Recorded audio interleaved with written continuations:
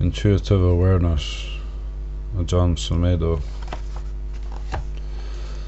Chapter 1, Intuitive awareness.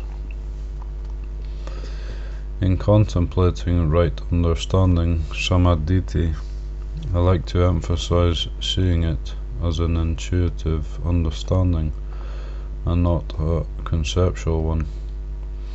I have found it very helpful just contemplating the difference between analytical thinking and intuitive awareness, just to make it clear what that is, because there is a huge difference between the use of the mind to think, to analyze, to reason, to criticize, to have ideas, perceptions, views, and opinions, and intuitive awareness, which is non-critical. It includes criticism. It's an inclusive awareness. It's not that criticism isn't allowed in it. Criticism is included. So the critical mind is seen as an object. This is the tendency to criticize or compare, to hold one view, to say that this is better than that, this is right and that is wrong. Criticism of yourself or others or whatever, all of which can be justified and valid on that level. We're not interested in just developing our critical faculty, because usually in countries like this it's higher developed already, but to trust in intuitive awareness, sati sampajana. Sampajana is a word that is translated into English as clear comprehension, which is so vague, and even though it says clear, it doesn't give me a sense of the broadness of that clarity. When you have clear definitions of everything, then you think you have clear comprehension. So that's why we don't like confusion, isn't it? We don't like to feel foggy, confused, or uncertain. These kind of states we really dislike. But we spend a lot of time trying to have clear comprehension and certainty. But sati sampajana includes fogginess, includes confusion, it includes uncertainty and insecurity. It's a clear comprehension, or the apperception of confusion. Recognizing it's like this. Uncertainty and insecurity are like this. So it's a clear comprehension or apprehension of even the most vague or amorphous or nebulous mental conditions. Some people find this approach frustrating because it's easier to be told exactly what to do, to have a more methodical approach. But many of us have done that, and even though it can be very skillful, it can also become addictive. We never get to the root of the cause, which is, I am this person that needs something in order to become enlightened. This intuitive approach does not exclude methodical meditations. It's not that I'm against the methods of meditation that exist in our tradition of Theravada Buddhism, not at all. But in saying this, I am trying to put them into perspective. If you do go to these different meditation retreats, courses, or whatever, intuitive awareness will help you to do the method in a much more skillful way than if you just start from faith in a method and never question or see beyond the ignorant perceptions of yourself. This encourages you really to question, really to look into these perceptions you have of yourself, whatever they might be. If you think you're the best, greatest, God's gift to the world, or you think you're the absolute bottom of the stack, if you don't know who you are or what you want. Or sometimes you think you're superior, but sometimes you feel that you're inferior. These things change. The personality view Sakaya Deity with Sila Bhatta Paramasa, attachment to rituals and techniques, and Vichikicha, doubt, are the first three fetters that hide the path and keep us from seeing the way of non-suffering. Trying to figure out how to be aware is an impossible task. What is he talking about anyway? Wake up, be aware. And then trying to figure it out and think about it. You just go around in circles. It's frustrating. Intuitive awareness is frustrating to an analytical person whose faith is in thought, reason and logic. Awareness is right now. It's not a matter of thinking about it, but being aware of thinking about it. How do you do that? My insight came when I was a Samanera, novice monk. How do you stop thinking? Just stop thinking. Well, how do you stop? Just stop. How do you just stop? The mind would always come back with how. How can you do it? Wanting to figure it out rather than trusting in the imminence of it. Trusting is relaxing into it. It's just attentiveness, which is an act of faith. It's a trustingness, sada. It gives you perspective on anything you want to do, including other styles of meditation. Even training the physical body with these various mindful practices, yoga, tai chi, chi kung, and things like that, can fit well into the intuitive approach. Ultimately, when we develop these techniques, it ends up that one has to trust in the mindfulness rather than in just me and my willful efforts trying to do all these things. I remember when I started Hatha Yoga years ago, I'd see the pictures of yogis doing all these fantastic postures, and I wanted to do them. They're really impressive ones. I had a big ego and didn't want to do the boring kind of things that you started out with, but really aimed at the fantastic. Of course, you're going to damage yourself trying to make your body do what you want before it's ready. It's pretty dangerous. Intuition is also knowing the limits of your own body, what it can take. It's not just willfully making it do this and do that according to your ideas or ideals of what you want it to do, because as many of you know, you can damage the body quite badly through tyrannically forcing it to do something. Yet mindfulness, sati sampajana, includes the body and includes its limitations, its disabilities, its sicknesses, as well as its health and its pleasures. In Theravada Buddhism, as celibate alms mendicants especially, we can easily see sensual pleasure in terms of something we shouldn't enjoy. The Western mind will easily see it in terms of denying pleasure, happiness and joy. We do the asubha practices. We say the body is foul, loathsome, filled with excrement, pus and slime and things like that. If you're a monk, you should never look at a woman. Keep your eyes down. You shouldn't indulge in the pleasures of beauty of anything. I remember in Thailand hearing that I shouldn't even look at a flower because its beauty would capture me and make me think worldly thoughts. Because I'm from a Christian background, which has a strong puritanical ethic to it, it's easy to assume that since pleasure is bad and that it's dangerous, you've got to try to deny it and avoid it at all costs. But then that's another opinion and view that comes out of an analytical mind, isn't it?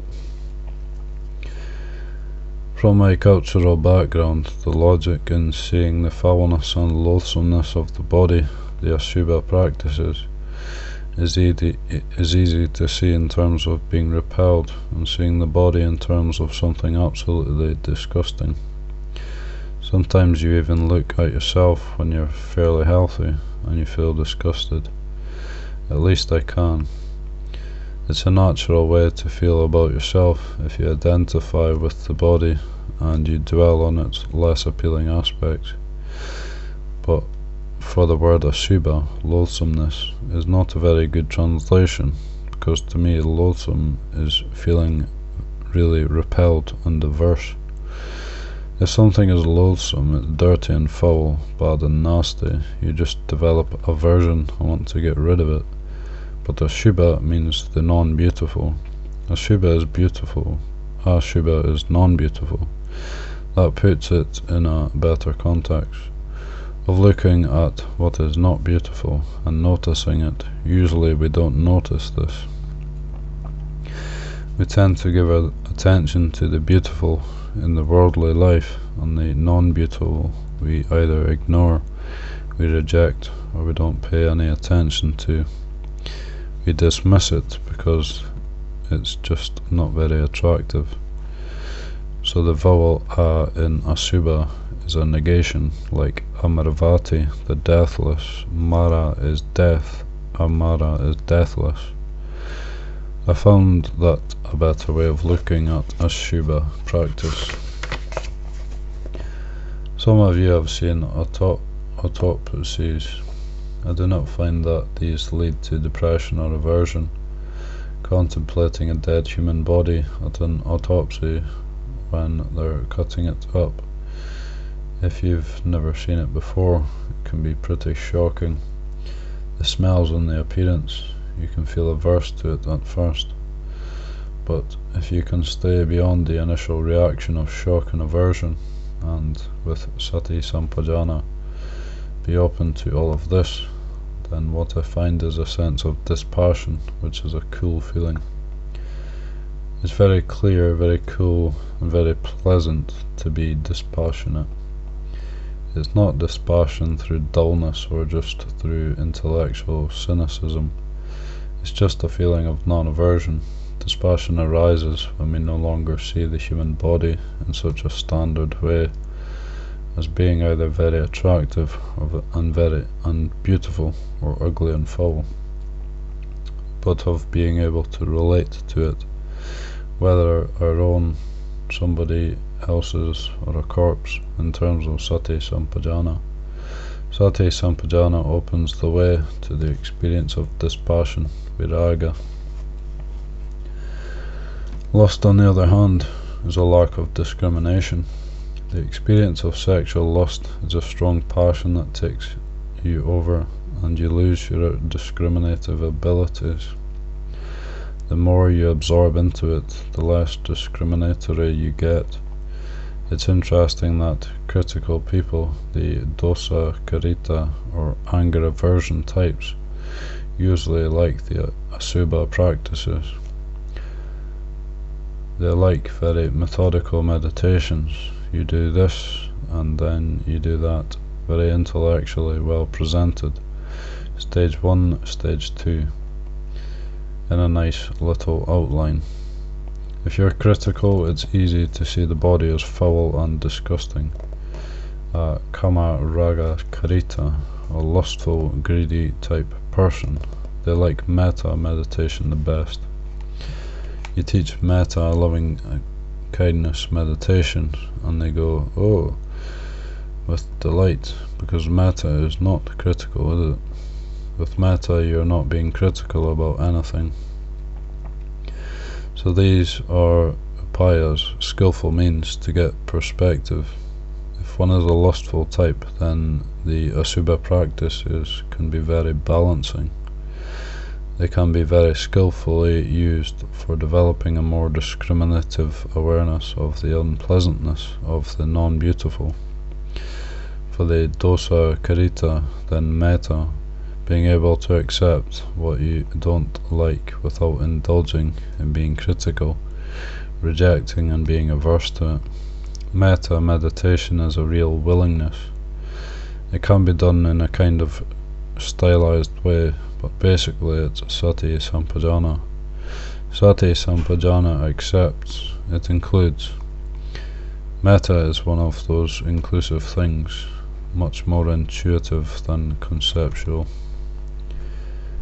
When you try to conceive metta as love, loving something in terms of liking it, it makes it impossible to sustain metta.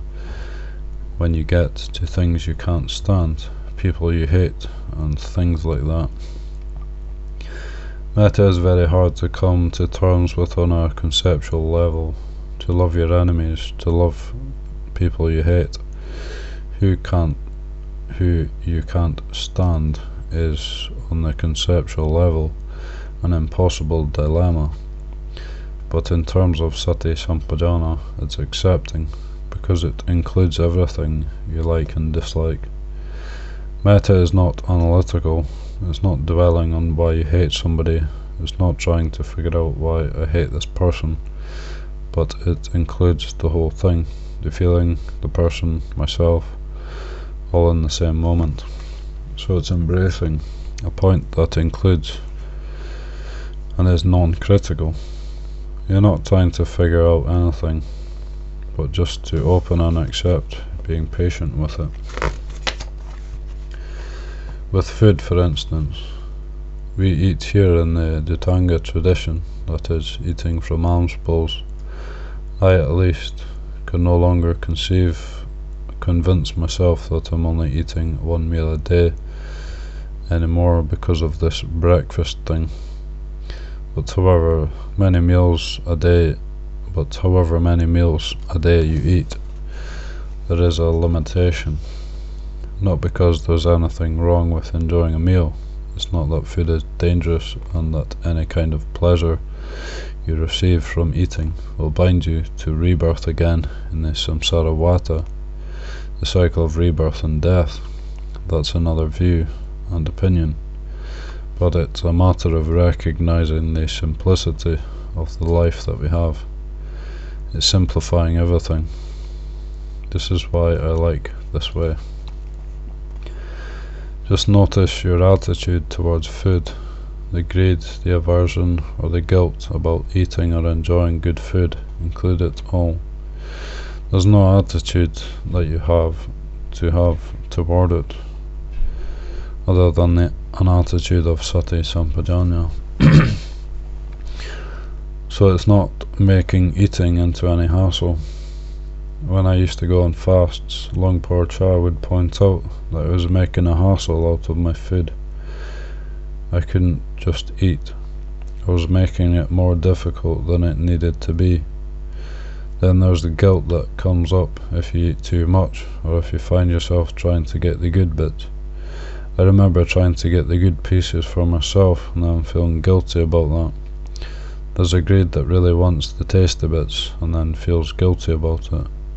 Then it gets complicated. I couldn't just be greedy and shameless. I also had to have a strong sense of guilt around it, and hope that nobody would notice. I had to keep it a secret because I didn't want to look greedy. I wanted to look as if I wasn't. I remember that whilst staying with Longpor Jun, I was trying to be a really strict vegetarian then, really strict. At the monastery Wat Bung Khao Lang, they had certain kinds of dishes that didn't have any kind of fish sauce in them, or any kind of meat or fish, but as most of you know in Thailand, most of the food has fish sauce in it, or some kind of animal mixtures in it. So it was difficult because I had very little choice, and people would always have to make special things for me. I always had to be special. It had to be Prat Sumedho's food and then the rest. That was hard to deal with, to be a foreigner, a Prat Farang, and then to have a special diet and special privileges. That was hard for me to impose on the group. As I was helping to pass out the food, I'd get very possessive. The vegetable dishes they did have, I felt I had a right to have a lot of, because the other monks were eating all the fish, chicken and things like that. I found myself aiming for the vegetarian dishes first so that I could pass them out according to my own needs. It brought up a really childish tendency in me. Then one day another monk saw me doing this, so he grabbed the vegetarian dish first and only gave me a little spoonful. I was so angry when I saw that. I took this fermented fish sauce, this really strong stuff, and when I went past his bowl, I splattered it all over his food. Unfortunately, we were forbidden to hit each other. Fortunately, we were forbidden to hit each other. This is an absolute necessity for men to have rules against physical violence. I was trying to live up to an ideal of vegetarian purity, and yet in the process having these really violent feelings towards other monks. What's this about? It was a vindictive act to splatter all that strong chili sauce with rotten fish in it over some monk's food. It was a violent act in order for me to keep a sense that I'm a pure vegetarian. So I began to question whether I wanted to make food into such a big deal in my life. Was I wanting to live my life as a vegetarian or what? Was that the main focus I was aiming at? Just contemplating this, I began to see the suffering I created around my idealism. I noticed Luang Por Cha certainly enjoyed his food, and he had a joyful presence. It wasn't like an ascetic trip where you're eating nettle soup and rejecting the good bits. That's the other extreme.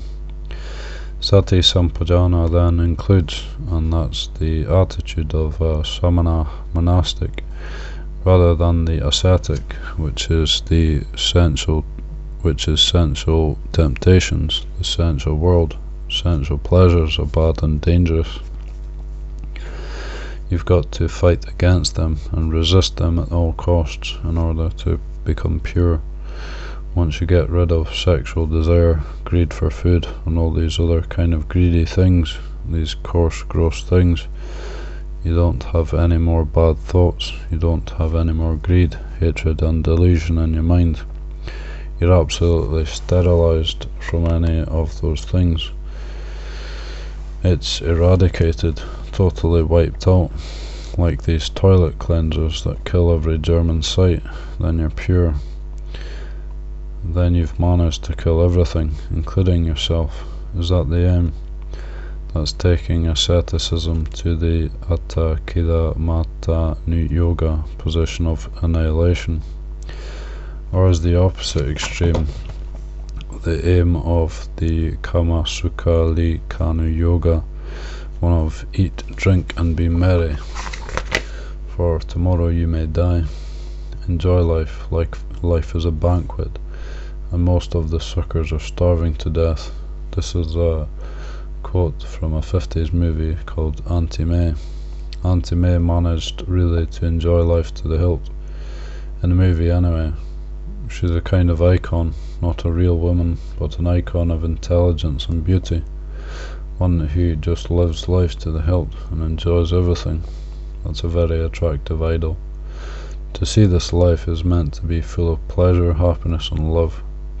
So grasping that is the Kama Sukha Likani Yoga. For the Samana monastic, it's a matter of awakening to these. It includes both.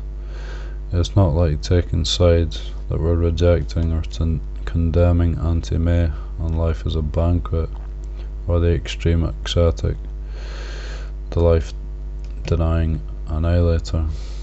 But we can see that these are conditions that we create in our mind, always wanting life to be at its best, just a party, a banquet, one pleasure after another, just assuming that is where it's at, or thinking that to have any pleasure or enjoyment is wrong and bad, that it's lesser and dangerous. These are conditions that we create, but the samana life is right now, It's like this. It's opening to what we tend not to notice when we're seeking these two extremes as our goal. Life is like this. You can't say it's a banquet all the time. Breath going in. I wouldn't describe it as a banquet, or that the sound of silence is life at its best, but it's just one laugh after another. It's just like this. Most of our experience is neither one extreme nor another. It's like this. Most of one's life is not peak moments, either in the heights or in the depths, but it's neither nor. It's that which we don't notice if we're primed to the extremes. I find it helpful in terms of beauty, for example, to come from sati sampajana rather than from personal attachment. So with beautiful objects, beautiful things, beautiful people or whatever, coming from personal habits is dangerous because of the desire to possess them, to have them for yourself, or be attracted or get overwhelmed by the desires that arise through seeing beauty through ignorance. Then with experiencing beauty from sati sampajana, one can just be aware of the beauty as beauty. It also includes one's own tendencies to want to own it, take it, touch it, or feed it. It includes that.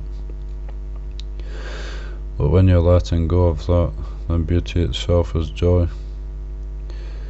We live on a planet that is quite beautiful. Nature is quite beautiful to the eye. So seeing it from sati sampajana, I experience joy from that. When we speak from personal habits, then it can get complicated. It's complicated, no doubt, with wanting and not wanting, with guilt, or just not even noticing. If you get too involved with what's in your head, after a while you don't even notice anything outside. You can be in the most beautiful place in the world and not see it, not notice it. So then beauty as experience or sense pleasure is seeing something for what it is. It is pleasurable. Good food does taste good. Tasting a good, delicious flavour is like this. It's purely enjoyable. That's the way it is. So you may contemplate, oh, I shouldn't. Then you're adding more to it. But from sati sampajana, it is what it is. It's experiencing the flow of life from this center point, from the still point that includes rather than from the point that excludes. The extreme where we want only the beautiful and the good, just to have one banquet after another, and we can't sustain that delusion, we get depressed. We go to the opposite, wanting to kill ourselves or annihilate ourselves in some way. Just like this weather we've been having is the kind that people think England is like all the time: cold, wet, damp, drizzly and grey. This is the worldwide perception of England. I decided to open these conditions with sati sampajana. It is what it is, but I'm not creating aversion to it. It's alright, and it's like this very often. I've lived in this country for 24 years.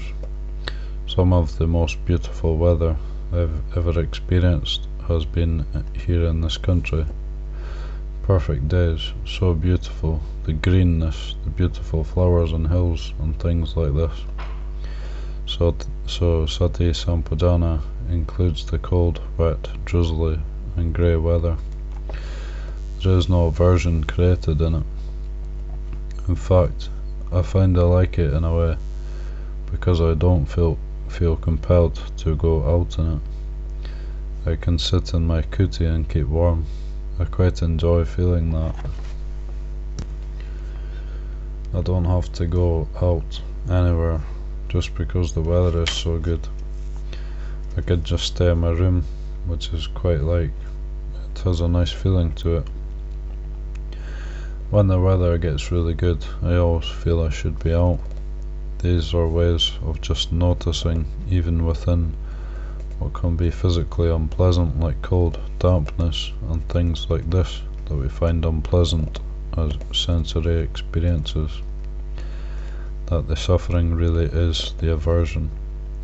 I don't like this. I don't want life to be like this. I want to be where there are blue skies and sunshine all the time. With the body sweeping practice, I found paying attention to neutral sensation very helpful, because it was so easily ignored. When I first started doing it years ago, I found it difficult to find, because I'd never paid attention to neutral sensations, even though it's quite obvious. My experience of sensation was always through the extremes of either pleasure or pain. But noticing just how the robe touches the skin, just one hand touching the other, the tongue and the mouth touching the palate or the teeth, or the upper lip resting on the lower, investigating little details of sensation that are there when you open to them. They are there, but you don't notice them unless you're determined to. If your lips are painful, you notice. If you're getting a lot of pleasure from your lips, you notice. But when it's neither pleasure nor pain, there's still sensation, but it's neutral. So you're allowing neutrality to be conscious. Consciousness is like a mirror. It reflects. A mirror reflects. It doesn't just reflect the beauty or the ugly. If you really look into a mirror, it's reflecting whatever, the space, the neutrality, everything that is in front of it. Usually you can only notice the outstanding ones, the extremes of beauty or ugliness. But to awaken to the way it is, you're not looking at the obvious, but recognizing the subtlety behind the extremes of beauty and ugliness. The sound of silence is like a subtlety behind everything that you awaken to, because you don't notice it usually if you're seeking the extremes. When you're seeking happiness and trying to get away from pain and misery, then you're caught in always trying to get something or hold on to happiness, like tranquility. We want tranquility. We want samatha and jhanas, meditative absorptions, because we like tranquility. We don't want confusion, chaos, or cacophony, abrasive sensory experiences, or human contact. We don't want that. So we come into the temple and sit down, close our eyes, and give off the signs, don't bother me, leave me alone, I'm going to get my samadhi. That can be the very basis for our practice. Getting my samadhi so I can feel good, because I want that.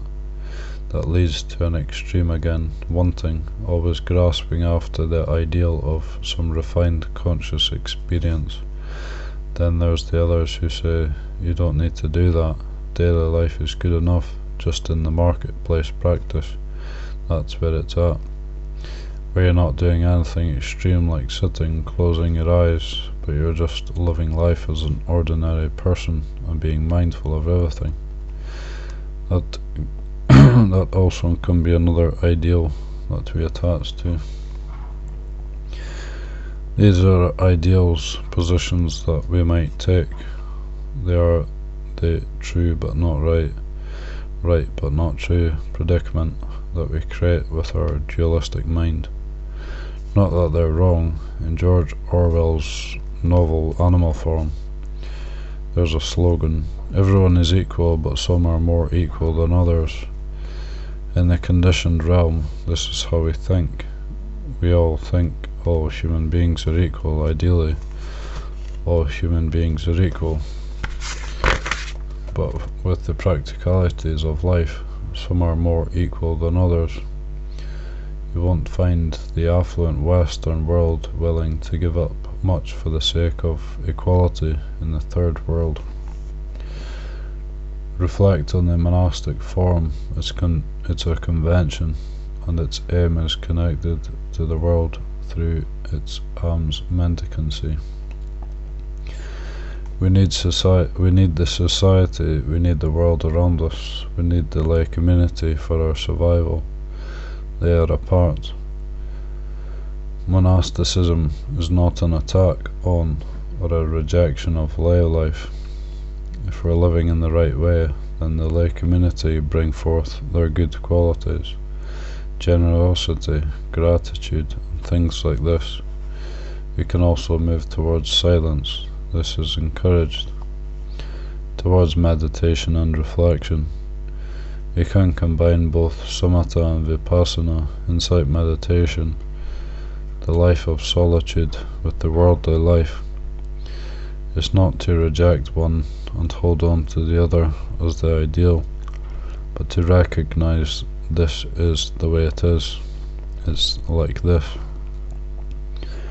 The world we live in, the society we live in, we're not rejecting it, turning against it or away from it, but including it, so we can include it in the silence and the solitude.